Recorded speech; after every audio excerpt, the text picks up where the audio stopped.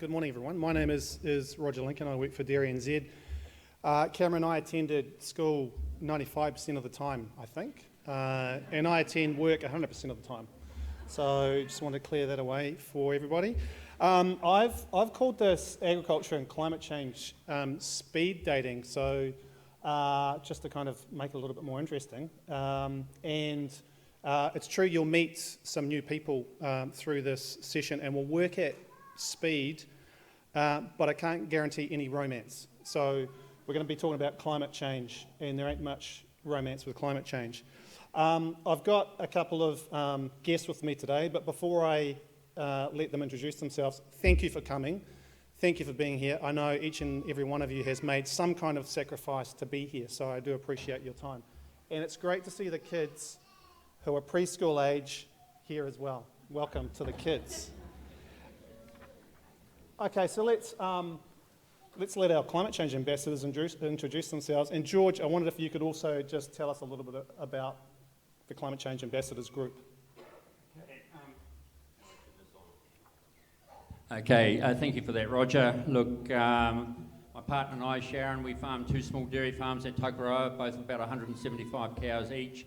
We have a 40 hectare support block attached to that, and we're running pretty close to System 2, trying to get actually down to System 1. I am a climate change ambassador along with Phill, and what our role is basically a conduit between the sort of the policy makers and the farmers and vice versa.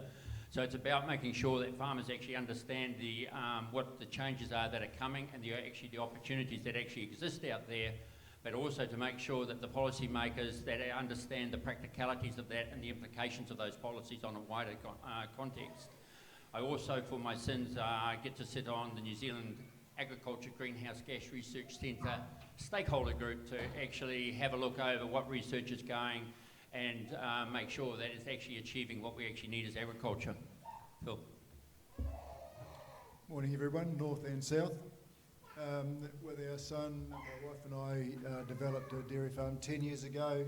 We're about 10 kilometres east of Ashburton Township. We farm 750 cows, and for our sins we produce about 15.1 kilograms of tonnes of greenhouse gas per hectare, and about 9 kilograms of greenhouse gas per kilogram of milk solids. We are A2 suppliers, and we have been with the Lead with Pride program for 6 years, which means we've been involved in farm environment plans for that period as well. Before freshwater policy came into place, our catchment had agreed to a 36% reduction in our nitrogen loss by 2035. That's been thrown out the door, and we're not quite sure where we're heading now. Great. Thanks to the both of you, and thank you for being a part of the session. So the session today is going to work like this. You see the inverted triangle. So we're going to look at climate change from a variety of perspectives, and we're going to work from the globe right down to their farms, actually. And we're going to cover issues like government policy, trade, the new institutions that are around at the moment, and also farm systems. So I'm going to I'll introduce a series of videos. We'll play the video, and then I'll get George and Phill to comment on the issues that are being discussed in the videos. So let's start at the international level. You'll know that as an exporting industry, I think last year that value to the economy was worth about $20 billion, which is significant. That profitability of the New Zealand dairy industry is dependent on that international market access, and that our international consumers care about the sustainability of those products. So I asked Vangelis Vitalis, who's a Deputy Secretary at the Ministry of Foreign Affairs and Trade, why is taking action on climate change important for trade? Much a really great question, and one that I get at almost every forum that involves the agriculture sector. Look, let me just say sort of three observations. First of all, in the current international context, there's a lot of uncertainty out there about the health and economic impacts of COVID. But look, I can tell you one thing that is not going away. It is going to be the consumers' wish, and indeed their right, to know that the products that they're consuming are, sustainably produced, and that they're from economies that are serious about mitigating and dealing with climate change. New Zealand is a serious country. We are serious about how we make our commitments, and then we deliver to our commitments. So when we sign up to an international treaty like the Paris Climate Change Agreement, it is really important that as a country with a reputation ours, that we then deliver to those commitments. So what I'm really pleased about is actually we have a really good story to tell around climate change mitigation, and you are a key part, sort of dairy farmers in general are a key part of the effectiveness of that narrative.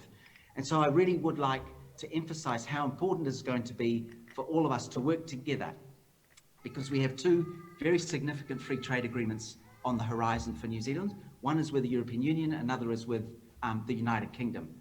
With the European Union, of course, that's our third most important trading partner. It's our largest trading partner where we currently do not have a level playing field. In other words, you are at a disadvantage in this key and vital high value, high income market. We need to correct that. We are close to finding a way to finish the free trade agreement with the European Union, but as part of the ratification and the bringing of that agreement into force, we are going to be asked hard questions about our climate change commitments. I will be appearing, and the Minister O'Connor will no doubt appear also, in front of the European Parliament to explain how it is that we are meeting our Paris commitments. As I said, we have a really powerful story to tell. It is a positive story, and I'm confident about that narrative, but I need us, all of us, to be working together to continue that good work in the climate change mitigation space, because it's not just the right thing to do because as a country we take seriously our international obligations. When we say something, we actually do it. Not all countries in the world are actually like that, so it is a really important part of our reputation. But crucially too, if we're going to get this trade agreement that is going to deliver big benefits to New Zealand farmers around our economy and our country, we're also going to need to be able to front up and explain what it is we're doing on climate change and be serious about it. So you can count on me to do everything I can to deliver this free trade agreement, but I need your help and your continued great efforts on the climate change front to deliver to those collective commitments. I'm counting on you just as you can certainly count on me. Thank you very much. He can't hear me, but I'm going to thank him anyway. Thanks, Vangelis. I liked his personal commitment there at the end, but George and Phil, we'll start with you, George. I'm just interested in your views between that link between climate change and trade. Tell me what you think. Look, what's actually very apparent that comes through that is that the marketplace is actually going to be more powerful than the legislation that sits within New Zealand. And I think there's two parts to it. One is actually access, and what we've heard with those countries that we don't have a trade agreement with, it potentially will become a non-tariff barrier against trade there. But the other part is, what we also know is as an industry, we're targeting the top-end consumers, and they want to actually eat our products guilt-free. So we actually have to be seen both at the consumer level and at the international level as actually doing the right thing, so that when they pull our products off the shelf, they have the highest possible good feeling about it. Phil. Yeah, I'd endorse George's comments. This non-tariff trade barrier is certainly an issue that we've got to grapple with. And I guess the message that Vitalis is trying to get across to us is that we all need to do something. And from my point of view, I think it's largely small steps. We need to take small steps along the way. And as Minister said, if we can do our 1% a year, and I think that's going to be a stretch, but even if we're making steps towards the 1% a year, we're making progress, and it keeps our trade options open. Great, thank you. So let's switch topics and talk about the importance of dairy nutrition and feeding the world, because that's what we do. So scientists are looking at food production scenarios and the nutrients needed to feed the global population. The Redette Institute is at the forefront of this research, and for those that don't know, Redette is the preeminent centre in New Zealand for the science of food and nutrition. They're independent and they carry out fundamental and strategic research. We know that dairy is a source of essential vitamins and nutrients. And I asked Dr. Nick Smith, who's a specialist in sustainable nutrition at Redette, why will dairy play an important role in feeding the globe into the future? Thanks, Roger. So I'm Dr. Nick Smith. I'm a nutrition scientist at the Redette Institute, and I work on how global and national populations get their nutrition from food. Dairy currently plays a really essential role in providing nutrition both for the global population and the population here in New Zealand. Milk production gives the world about half its dietary calcium, more than 10% of its protein, and is a really important source of a lot of other nutrients too. And it does all of that without a high dietary energy dose. So clearly individual diets can vary according to their personal choice and what they can afford. But when we're thinking about the larger scale, how to feed populations, dairy is a huge contributor to nutrition. If you were to remove dairy from the food system today, there simply wouldn't be enough dietary vitamins and minerals in the remaining foods to nourish the world or the country. And now, if we imagine that picture in the future, with a larger and older global population to feed that population, we're going to need really nutrient-dense foods that can deliver bioavailable nutrition, so nutrition that our body can absorb and use, and do it in versatile ways. Dairy will have to be a part of this, as there is no practical or affordable alternative to deliver the equivalent of dairy nutrition. Thanks, Nick. I mean, that's quite a positive outlook. Dairy is an essential source of food and micronutrients.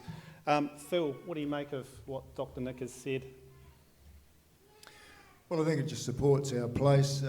For George and I, certainly we're getting a bit closer to needing those nutrient-dense foods at the end of our life. But I guess the junior additions over in our, well, you're right, certainly need mum's nutrient calcium as well. So seriously, Roger, I think it is important in terms of what we're providing, both dairy and meat, in terms of those vitamins and minerals. But I guess, I think it's just it's supporting and endorsing what we're already trying to do. Yeah, look, Phill, you're absolutely right. And yes, we do need to increase our protein as we get older. I think it's by about 50% to maintain our health. But look, probably my concern is not the value of dairy, but the people in our population and the global population who most need dairy and animal proteins are the people that can no longer afford it. And so the kids on the wrong side of the track don't have that, which brings me back to my school days when we actually had milk in schools to make sure that every child did have some basic proteins and got those calcium for those strong teeth. I'm also reminded of a statistic that right through the trauma of the Second World War in Britain, child mortality fell. Why did child mortality fall? Because they actually took meat proteins, meat and milk from the rich people, the fat cats like myself, if you like, and gave it to the kids on the poor side of the tracks. And despite all that trauma, child mortality fell. It's actually no coincidence of the 60 million food insecure people that in America now, that America federal government actually insists that dairy is part of those food parcels. So, and it's actually also no coincidence, and I believe with some validation, that China are actually encouraging people to drink milk as a possible builder of the immune system. So we're in the right space. In fact, I think we're in a perfect space. Thanks, George. You mentioned milk in schools. What was your school attendance like? Except for carving and docking, it was actually pretty good. Good on you. And on nights that we did all-night fishing too, it was pretty ropey the next day. Nice. Okay, so let's look at climate change from the national level now. And the Minister referenced the Climate Change Commission advice. So that advice came out recently, and that looks at the pathways for New Zealand, but also particular sectors, including the agriculture sector. So looking 15 years into the future. So you may have seen DairyNZ's submission. Our teams, our economics team and our farm systems team have put in a submission on your behalf, and we're pushing back a little bit on some of that advice. Some of it's just a little bit too rosy. And we did that in coordination with other sector bodies too, so quite a good working relationship with Beef and Lamb and Federated Farmers. The Commission is currently working through all of the submissions, and I think they tender that to the government at the end of next month, and we're in constant contact with them about that. So I asked Professor Nicholas Shadbolt, who's a commissioner there, what is the Commission's advice and what can farmers do now? All right. Well, thanks, Roger. So I'm more than happy to help explain some of what the Commission has been doing. The Climate Change Commission, as many will be aware, we did produce a draft report just recently, have had many thousands of submissions to that, and we're just working through them now, and we'll be doing our revised report to the Minister at the end of May, so it's all hands on deck at the moment. The great thing for me is that the draft report for the first time does produce something for everyone in New Zealand. So we're not just looking at farming per se. There's everything there for processes for people in their homes, for people who travel. And so that's been quite a nice extension of the conversation, I think. For agriculture, we are already legislated. I think that's one thing to recognise, that under the Act, we already have our targets, so there are no new legislations there. But there's, as we all know, a lot to do to make sure that we can meet those targets. So we know we've got Waka Eke Noa working on tools, market mechanisms and other things. And we're strongly recommending that funds do need to be put into further research and development. I think there's also a role there for extension and an ability to enable the news, the information that is available, the evidence that is available to be shared. So what can you do as a farmer? Well, I think the most important thing is to understand your metrics. Where are you on the bell curve? And then you'll know whether in fact you're the person that farmers will be coming and talking to, or whether you'll be talking to others. We're really good at doing that in agriculture. We share our knowledge, we share our data, we find out who's doing what best. And that's really what the next task will be. But first, let's get the metrics, make sure they're science-based, so we know then where we're going to begin. So thank you. Thanks, Nicola.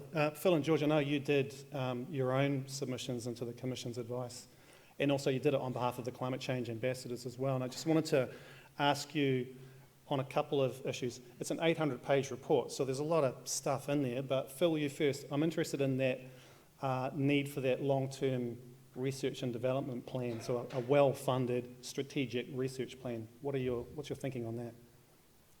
I think it's absolutely critical. We do not have all the tools that we need right now to meet some of those targets, and despite Minister Shaw's comments this morning, I think we do need that research and development to make that 10% reduction attainable.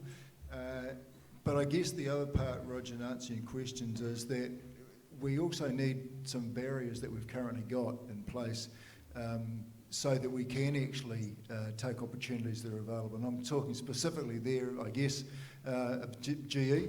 Our competitors elsewhere in the world have those opportunities, and currently we don't have that as an opportunity to go forward. And I guess the other part really that we need to focus on as farmers is actually what are the bite-sized chunks that we can actually have a crack at. So what are the small things that we can do on farm right now and over the next 3 to 5 years? Great. Hey, so George, there's some risk in the Commission's advice, particularly around assumptions on future productivity, etc., and some of their assumptions on farm systems. So what did you make of that work?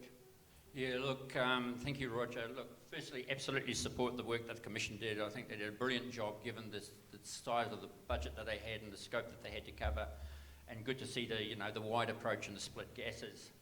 But some of the assumptions are based on the behaviours of the past and what we have achieved in the past, which is actually a lot. But as we all know in this room, there's a lot more constraints on our business that have been in the past, particularly in the environmental space and everything else. So some of the tools that we may have used in the past may not be there in the future. The other part where I see the challenges, the Commission made the assumption that we'd actually maintain dairy production and achieve the 10, or it's actually I think about 13% reduction of greenhouse gases in the report. Achieving an absolute greenhouse gas reduction is actually not hard. The real hard part is actually how do you actually maintain our current low greenhouse density per kilogram of product and actually maintain the amount of dairy product going offshore and the value of that product. Because to New Zealand Inc., not to the dairy farms, but to New Zealand Inc., it is the amount of that product going offshore that drives the wealth of this nation, and we've heard similar coming from Cameron today. So to me and what Sharon and I are working with on the farm, the challenge is not an absolute reduction. We can hit a reduction. We probably won't even compromise our standard of living. But the downstream impact on the number of staff we employ, the amount of milk that goes through the factories, and ultimately the amount of milk goes offshore, that is where I see the real risk factors rather than the absolute reduction, but we'll come possibly back to that later. Great, thank you, George. Okay, so the Commission has set out that challenging and ambitious pathway, and it's just advice, right? It's advice to the government. The government is the decision maker and decides, what will happen. But how are we going to get there? So here, Waka Eke Noa, we're all in this together, is a partnership between the government, the agriculture sector and Māori, and it's looking at how do we tackle those agricultural emissions. And this graphic here just shows that by the end of this year, a quarter of farmers and growers, so remember it's the ag sector and the hort sector as a total, so a quarter of farmers and growers will know their greenhouse gas emissions. By the end of next year, everybody will know, 100%. 100% of people will know their numbers. And then by the end of 2024, everybody will have a written plan to manage their emissions. And then 44 moons from now, pricing will be introduced. So by the 1st of January 2025, pricing will be introduced. So I asked Michael Ahi, who's the chair of He Waka Eke Noa, why is it important that He Waka Eke Noa succeeds? Tēnā koe, Roger, and thank you for the introduction, and tēnā koutou katoa to all you all at the DairyNZ 2021 Farmers Forum. Thank you for allowing me to participate, and I'm sorry I can't be there in person. As Roger said, I'm going to give a brief intro on the goal of He Waka Eke Noa and how we're tracking and in my view, why I think it's important that we succeed. So firstly, the ultimate goal for He Waka Noa is to implement a framework by 2025 to reduce agricultural greenhouse gas emissions and build our sector's resilience to climate change. That's the goal. What that means practically is that we have farmers and growers can measure, manage, reduce on-farm emissions, recognise, maintain or increase their sequestration and adapt to a changing climate. That's pretty much it. But the really important part, one of the most important parts about it is that we do that while we continue to allow and enable sustainable food and fibre production for our farmers and growers today, for their kids and for their kids' kids, and ensure that we remain competitive. So what does that mean practically? Practical terms, it means that you have the tools to understand your profile, and that we have an appropriate farm level pricing mechanism as an alternative to pricing agricultural emissions through the ETS. And then lastly, to make sure that we acknowledge and do this in a way so that farmers, we recognise the good work that's already been done for things like, for example, on-farm sequestration. So for me, the goal is about building a successful partnership between the primary sector, between government and Māori. And this is a pretty unique and innovative way of doing it, and which is why I was really delighted to become involved. How are we tracking? Well, it's complex and it's ambitious, but we are on track. And we met our first milestone in December last year with the release of the farm planning guidance. And we're on track this year to have 25%, quarter of our farms knowing their numbers, and by the end of next year, all of our farms knowing their numbers and having climate change as part of their farm environment plan. Why is this important? It's important, He Waka Eke Noa is important for three reasons for me. One, making sure that we continue to have access to international markets, absolutely critical to New Zealand's cultural and commercial success. Two, ensuring that we can gain further market access for our products. And three, really to kind of wrap it all together from a Te Ao Māori worldview. We're all part of the tau, which is, the concept of being intrinsically linked as people to the land, and that we all have a responsibility to care for it. And so this idea that the land provides for the people and therefore the people must provide for the land strongly aligns, in my view, with that of farmers and growers who, in my experience, absolutely see themselves as stewards. So that's a quick run through, folks. He Waka Eke Noa, we're all in this together, and without exception, we're all in this waka together. And so I thank you for your role that you will play in this important work, and I wish you all the best for the remainder of your forum. Kia ora. Thanks, Michael. George and Phil, what do you make of He Waka Eke Noa? Let's start with you, George. Okay, what do I make of He Waka Noa? Look, it's actually a really good initiative. It is groundbreaking, as we heard from the Minister. What you've actually seen there is also some timelines, so I think it's really important that we actually understand those timelines and understand them in the context of our farm system, that it actually takes time to adapt our systems, take time to think about it, so I encourage you to do that. But it came through there that, you know, it's really important for farmers to actually start to know their numbers and know them early as possible, and to sort of work out whether you're in that quadrant C or quadrant D if you've done know your numbers thing with DairyNZ. Because if you're in C and D, you might have some serious challenges going forward, because what we've heard there is some sort of pricing mechanism is going to come out, or potentially some sort of incentive. So you need to have a feel as to where you might sit around that. The other thing which I think is really positive about it, it's actually getting all the sectors in the room, and it's my personal belief that actually each sector holds the solution to the other sector's problems, so that I believe we, sheep and beef, have some of the solutions for us, and we have some of the solutions for them, and horticulture and arable in between. So potentially, if this is done right, we will see positive transformational change in agriculture. Thanks, George. I probably don't have a lot to add to George's comments, really.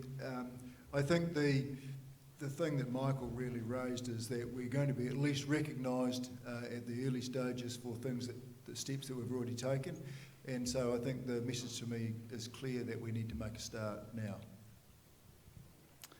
Thanks, gents. So let's look at climate change at the farm level.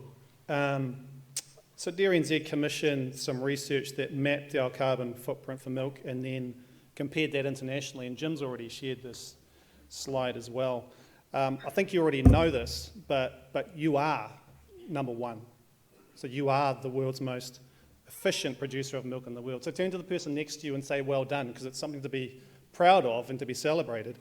We need to slip this slide into James Shaw's pack because he had the wrong information. I think he did a Google search for FAO stats 2017, which is not the most up-to-date information, and it's not a model, this is actual farm stats.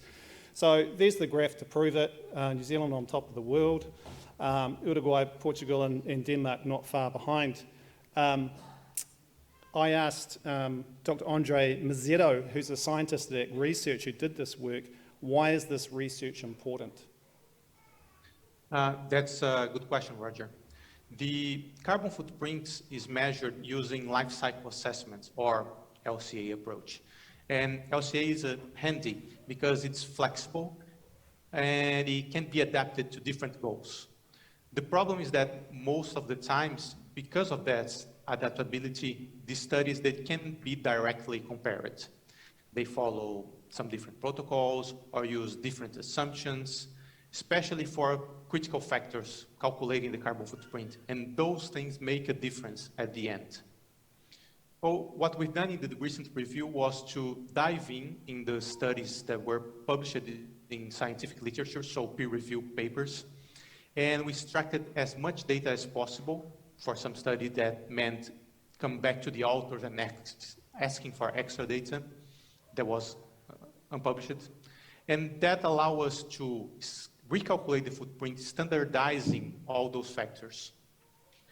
This made possible for us to make a more reliable and a robust comparison and a fair comparison between the different studies, which is normally not possible when you just compare individual numbers or isolated numbers.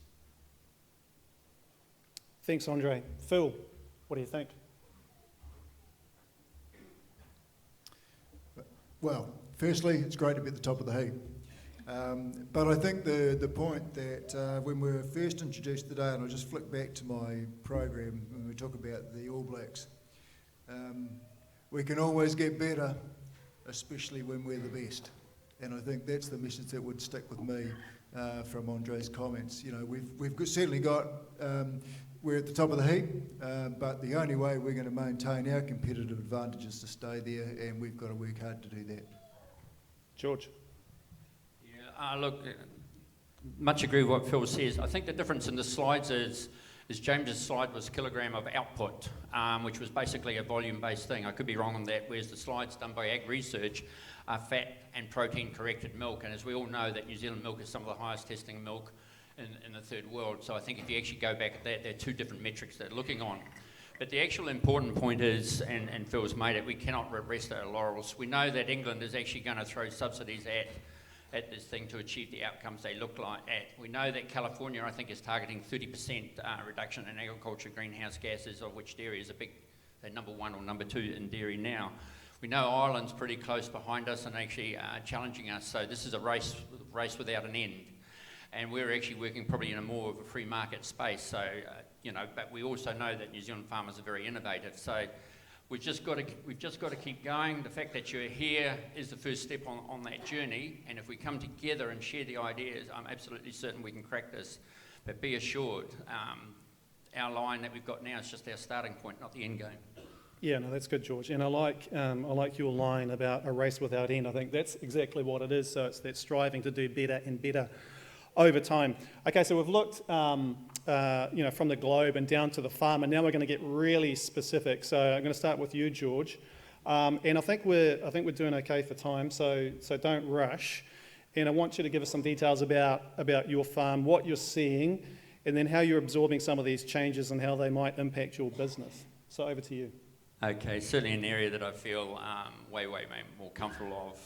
Look, what we're doing may not be the answer for other people, and we may not be doing the best things possible, so I'll put it out there. We're not saying that we're absolutely the best, but we're definitely on a learning curve, and we're definitely trying some things different. The things that I'll put up and talk about relate to both farms, but it is one farm that's actually benchmarked and sits in dairy base. So we've always actually known our profit numbers. We've actually had a fair idea since inception of Overseer what our nitrogen numbers are. Well, now we've just added greenhouse numbers on top of that and looking to achieve that. And certainly with the stuff that comes from our supply company, gives us a feel about where we're at. And I'll come back to those numbers there. On one farm, we've run a low stocking rate for a period of time, so we're probably not looking to shift that any further. The other farm is at 2.6 cows and is falling. The home farm, which is Sharon's farm, is at about 2.4. We're looking to always reduce our purchase feeds without actually dropping production. So that's trying to get that pasture utilisation up, do it better, which does get increasingly challenged when you have droughts like last year. And equally, in terms of greenhouse gases, it gets doubly challenged when you have a good season because you've actually got more grass and more feed absolutely available. So there's some things there. I've been using urea inhibitors for a number of years now since they've been out. And we're always watching and have quite strong plans around the use of nitrogen and the placement of that nitrogen. And we can still probably do better. The worst year that we did for nitrogen, which admittedly was when we had the clover root weevil around, was about 242 kilograms in a hectare. Last year we were down to 88. Normally we were running around about that 125 to 130 and proof replacement. But a real big focus, and I'll come to it in the next slide in a minute, is around genetic improvement. I think this is actually the real big opportunity for New Zealand dairy farmers. I think our cows, the genetic merit in our cows is totally underrated, and they can actually do a lot more, and I'll put some cows up. So using sex semen on one herd and trying to drive that mating performance harder and all those sorts of things. And just to give you a feel before we flick to the next slide, the outcome on the farm is we've got an end surplus for last season of 85 kilograms a hectare. We're 9.3 kilograms of CO2 per kilogram of milk solids, and on that 2.6 farm, we're just on 10 tonne a hectare of greenhouse gases. But we're $800 a hectare, better than the district average for profit, so there. But this is the real opportunity that I absolutely see. Cow 153 was a cow that actually did go to 8 years. It was in my wife's herd, and you can see the figures there. This slide is actually 2 years old, and I used it at a presentation 2 years ago. Cow 146 was actually a Jersey cow. And one of the things that we get criticised for, both Sharon and I, is that we tend to run very short lactations, so chasing very high performance. These cows are sprinters, they're not endurance runners. And last year we pulled the pin on, I think, early April on one herd and 27th of March on the other herd. And this year we pulled the pin at 9th of April, a lot of feed on that. And the other herd will be dried off this week. The herd that dried off on the 9th of April this year was 482 milk solids a cow. We could have clicked over 500 no problem, about 1,230 a hectare. So those short, sharp lactations, The challenge and the gap in the industry now, and this is where our research needs to go, how do you dry off cows doing 1.5, 1.7, when all the advice in there says screw them down to a 0.4. They'll die at that first. That's the reality. So there's some challenges there. The other thing we've lost in the industry and we need to get back is a feed conversion index. When I started off farming, we had the old BI system, and feed conversion efficiency made up 85% of that index. It's now 48% of the index at the moment. Now, nobody can tell me that a black and white cow or a Frisian cow actually changes its efficiency from one day to the next because of a shift in a computer model. We need to get that. We keep what we've got, but we need to get the fat and protein relative values out of that there. If we chase the most efficient cows, Sharon had a good cow this year, 791 kilos in 271 days. That's our future. Nice. Phill, tell us about your operation and how you're thinking about all of this climate change stuff. We've got a hell of a long way to go from there. Seriously, we just a few things on ours. If we can just flick to the next slide, if that was all right. In terms of, I've just basically got 5 bullet points I'd like to cover, Roger, if that's all right. In terms of fertiliser use, that's something we've been grappling with. We're being in Canterbury, and one of David Parker's key sites in the hairs of his rifle. We've been using 240 odd kilos of N right through, and this year we put our heads together and got a plan to reduce below 190. It's actually interesting currently, or as at this morning, we've put on 169, and we've just got a couple of paddocks to go because we won't put any on in May. But our range, and this is the bit that I think does need to get to our minister, our range is 155 to 200. So we're sitting at 169, but we've got paddocks down at 155, we've got paddocks at 200. We've been using proof of placement for 7 years. We use a local contractor, so that's easier for us, but I guess if we were spreading it on our old Fiat 750 with a Vicon spreader, we're probably not going to pay the 30 grand for the proof of placement. So there's some issues that we've got to get sorted there. Like George, we've been using urease inhibitors for the mid-season for our urea applications to reduce the volatilisation. And we've certainly pulled back, well, we don't put any fertiliser on the shoulders of season, so from May on there's nothing goes on our farm. We don't dry off in April, we actually dry off at the end of May and go to support at that point for our winter grazing. If I could have the next slide, please. In terms of effluent, I think one of the key things with effluent is actually knowing what you apply. And most people have no idea of the strength of their effluent. And in our case, we've measured it a few times over the season. It doesn't actually vary as much as I thought it might have. But we're putting on 10 kilograms of N per mil of effluent through our pivot, and we happen to be putting it on through pivots. We're fortunate in terms of that. And the pivots cover about half our farm. So effluent management is important, but actually being able to make sure that we've got storage for basically 50 days. We are heavy soils, and so we need to be low in our effluent. We thought we needed to be low in our effluent tanks in the autumn, and so we were frantically putting it on late in the season.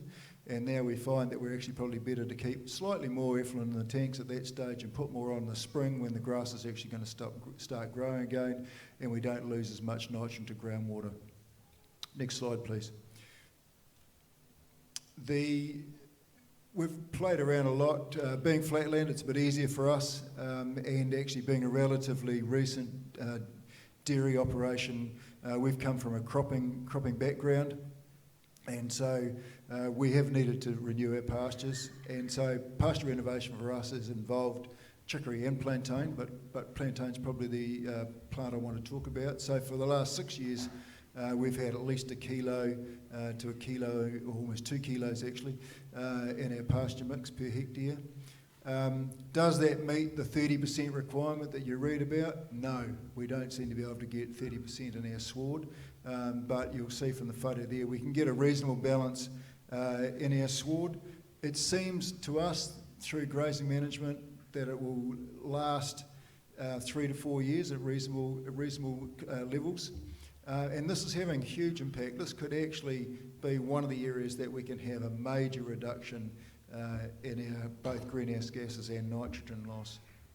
We do reseed, and you would have seen in that first photo of the guy loading some stuff into the top of his fertiliser truck. That wasn't fertiliser, that was actually plantain seed. And so in our capital dressings each spring we put on some plantain and clover to maintain that balance. And I guess the last part of our operation in terms of that is we're using fodder beet in the autumn as part of our ration. So from mid-April through to the end of May, fodder beet basically constitutes about 5 kilograms of our cow, or 4 to 5 kilograms of our cow's intake. So not only is that reducing the protein level of the feed they're taking, and therefore the urinary nitrogen, I guess, which is leachable over the winter, but it's also preconditioning our cows for the winter. Next slide, please. Unlike George, we are newbies to the dairy industry. We've only been there for 10 years, and in fact we've been A2 for 6 years, and that involved bringing quite a number of heifers in and screening our cows.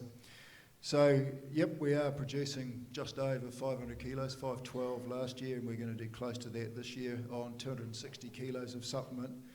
And I think whilst breeding is important, feeding is critical. And I think, you know, we've got pretty cruddy old cows and we can crank out 500. We certainly can't do George's 750, although I'd love to. I'd love to, and I know my son will be listening to George's address and saying, "Come on, Dad, pull your finger out, we need to do something." But seriously, you know, what steps have we taken? We've mated the top 75% of our cows for replacements only. That's not unusual for many of you. We've tried sex semen 7 years ago. We can only get frozen sex semen, although, to be fair to LIC, they flew down some fresh stuff for a trial 7 years ago. And I have to say, went exceptionally well. In fact, went better than our bull of the day. And before you start throwing your toys, the only reason was that we were anal about the cows put up, and the technician was anal about the cows that she inseminated. And so I think there's some messages there that we need to do a better job in terms of our detections as well. So I think there's some things we can do better. And obviously, the thing that we probably need to do to lift our performance there is to cull the bottoms. Next slide, please. We've been, just want to talk briefly about winter grazing. We've been involved with farm environmental plans through our Lead with Pride program with the dairy company for 6 years now. And it certainly gives you a good plan and some good things to get, good thoughts to go forward on. It makes you review what you're doing and makes you think, well, what are the next steps I can take to going forward? So I think to all of you in the room, hey, don't be scared of them. Canterbury may have invented them and Southland have probably helped. And it probably doesn't make you smile about the idea that you might have to have a farm environmental plan, but they are things that actually help you and your staff and the team work as a better environment. So I think it's important. We're on heavy soils at home, too heavy to winter on. We wouldn't have to worry about our cows wearing flippers. They'd need a snorkel as well. So yeah, we do go underwater. The farm will go underwater. 2/3 of the farm will go underwater for 3 or 4 days when it rains. So we are at the top end of a swamp, atypical of Canterbury. So we graze off site for the winter, and fodder beet has been the way in which we've tried to move towards. We started with kale. We've moved to fodder beet in the last 6 years. I guess the key point that I'd make on that is attention to detail is absolutely critical. Touch wood, so far we've had no metabolic issues, but my son and I take total control of that at the early stages in the preconditioning phase. There is absolutely zero opportunity for mistakes with fodder beet. The only mistake you make is how big you dig the hole. So I think that's really important. What else do we do? And I think that becomes important. We need to be talking about these sort of things and what we're actually doing after the freshwater accord has come through. But we do try to drill cover crops in post grazing the fodder beet.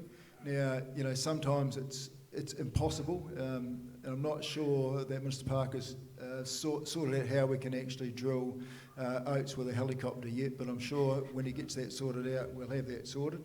But in all seriousness, I mean, there's obviously some opportunities at times where you cannot grow cover crops. We're fortunate that we're on flat ground where we grow our crops, but we have actually planted the perimeter of the property, or it's a syndicate that four dairy farms are involved in. We've planted the perimeter of the property to reduce the prying eyes because we are on a main arterial route. And I think that's probably one of the things that, if people can't see it, they don't moan quite so much. And it doesn't matter how hard we all work, there are rainy days. And unfortunately, the cameras still work on rainy days. So that's something you've got to really think about. I think we've got to think about. And the last thing, Roger, I think, we do back fence where it's appropriate in those sort of environments. So that's enough for me. Great, thank you to both of you. Last slide, and it's an important slide. So I just wanted to acknowledge that there's a lot going on, right? And there's a lot to take in. And this was just some of the feedback, some of the themes that came through from farmers in their submissions into the Climate Change Commission. So, you are saying, that target's still going to be challenging, and you need some certainty, and you feel like the regulatory landscape is changing too rapidly, and there's not one source of the truth, and you don't have that certainty for decision making or investment. So conscious of that. And so I wanted to ask the both of you, just quickly, I know Helen's staring at me, how do you deal with all this stuff? So I'm talking about the headspace, right? I'm talking about emotions, and I'm talking about the psychology and everything like that. How do you begin to process that stuff? Okay. Sorry to get soft, Phil. Okay, that'll be very quickly. I guess from my point of view, how many times can you get hit with a sledgehammer and still want to get up? And that's pretty much how I feel and how we feel at home at the moment. However, that said, through droughts and times of adversity, what do we need to do? And I think the key thing that I would take home for our farm anyway, and I hope you might think about it, is have a plan and take small steps. And I guess that's the bit for me. I think about droughts in Canterbury, and if you have no plan, you're in a deep hole. As soon as you've got a plan, you feel like you've got a future, you feel like you want to get out of bed, you feel like you're doing something, even though you don't know when it's going to rain next. George? Yeah, look, 100% agree with. Okay, 100% agree with what Phil says. A plan is absolutely critical. The human condition doesn't handle uncertainty. So the more certainty that you can actually put into your life, the easier it'll actually be to handle. The other part, and I'll put my Rural Support Trust hat on now, is really get in touch with what you're feeling. So if you're feeling angry, if you're feeling sad, if you're feeling anxious, whatever you're feeling, actually say that you're feeling that, and say to somebody, not necessarily your partner. Sometimes they already have an opinion, invariably, but to somebody outside the gate, if around that. Rather understand the emotion, express the emotion you have, rather than be angry, rather than be frustrated, rather than be depressed, because it's the being that actually does the damage. The other part, and I absolutely believe this, I've never had more confidence in this industry than what I've had now, and I'm a survivor of 87 to Sharon and I, so I know what that's like. Yes, the challenge is, it's multifaceted this time, whereas 1987 was straightforward. It was just cut your costs out, get everything done. Here you've got a whole lot of balls in the air. But if I was to say, pick an industry and put your flag to it of having the best future, I'd go dairy first, horticulture second, and unfortunately trees third. Maybe trees and horticulture might become interchangeable yet. But even the plant-based protein people are looking to dairy ingredients to get the nutrient values up because they haven't got them in soya.